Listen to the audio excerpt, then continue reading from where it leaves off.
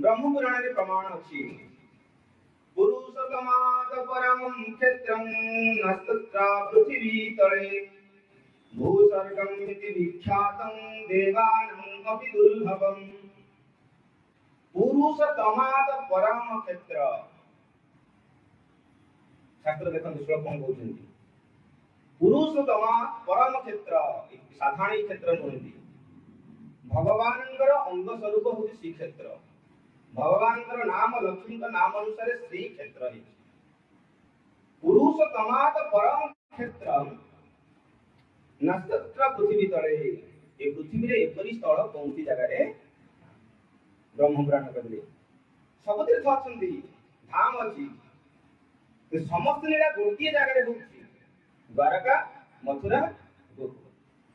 एई परि क्षेत्र कोनसी तीर्थ सहित समान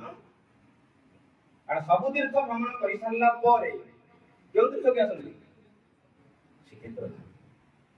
और साक्षात कलिजुग जगन्नाथ विराजमान भूस्वर्ग विख्यातम ये श्रीक्षेत्र को कौन कहा जाए भूस्वर्ग मर्त्य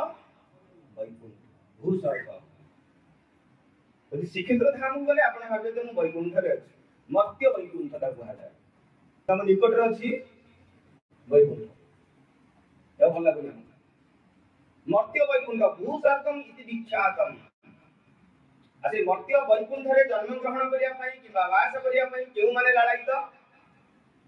देवानंग अपि दुर्लभ देवता मानक भाई मध्य ए श्रीक्षेत्र धाम अति दुर्लभ ताको मिलुनी पट देवता माने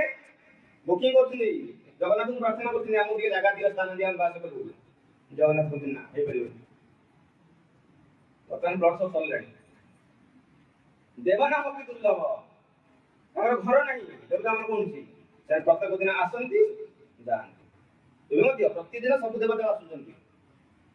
विभिन्न रूप रे अलगित रूप रे जगन्नाथ को दर्शन करछन्ती प्रसाद पाउछन्ती घर त नहीं घर देले पकई देते उड़ी जाउछन्ती स्वर्ग देवता मन रक्षण करछन्ती प्रभु